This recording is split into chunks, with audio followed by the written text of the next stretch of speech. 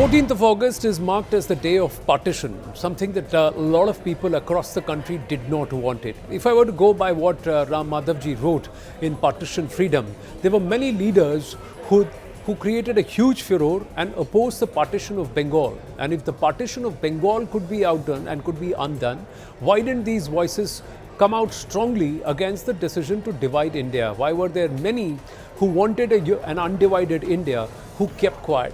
These are questions that remain. One of those people who perhaps many believe could have stopped partition is Netaji Subhash Chandra Bose. Now, Captain Lakshmi Sehgal is on record saying that, and Captain Lakshmi Sehgal served with Netaji Subhash Chandra Bose in the Azad Hind Fauj or the Indian National Army. She met him sometime in the early 1940s in Singapore, and then she gave up her career and joined the Indian National Army at that time. And Captain Lakshmi Sehgal said that Netaji Subhash Chandra Bose was firmly against partition. He had in fact told both Pandit Jawaharlal Nehru and Mahatma Gandhi that India should not be partitioned, India should not be divided.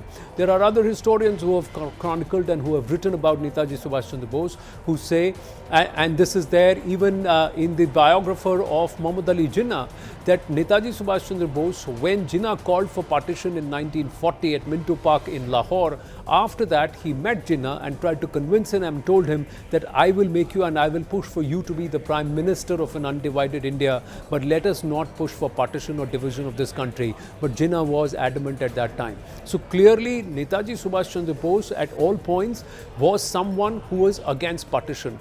Could he have stopped it? In June 2023, Ajit Doval, the National Security Advisor, while addressing a lecture structured around Netaji Subhash Chandra Bose, clearly said that had Netaji been alive, had Netaji been in India, he would have not allowed partition to happen.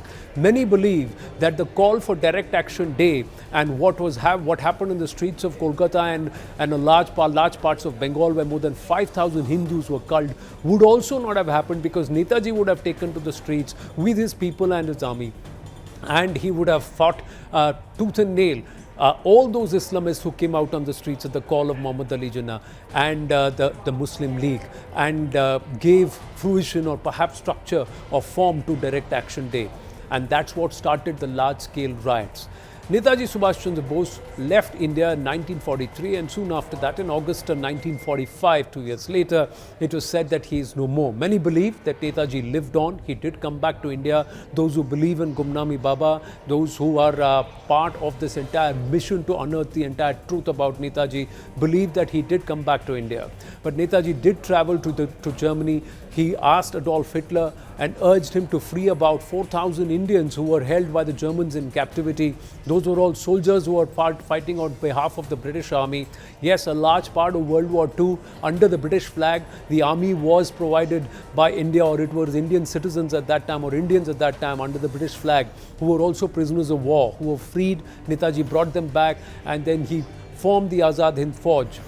He's somebody who is revered and had a lot of respect, not just among the Muslims, but also among the Sikhs. So partition affected two states, Bengal and Punjab, but both the communities, the Bengalis, the Muslims there who formed East Pakistan, and also the Sikhs, a lot of them had huge respect for Netaji Subhash Chandra Bose, because his outlook was very secular. His outlook was very clear that India is for Indian citizens and India should be undivided and everybody can cohabit. A lot of historians, a lot of writers, a lot of followers of Netaji believe that had he been there, partition would not have happened.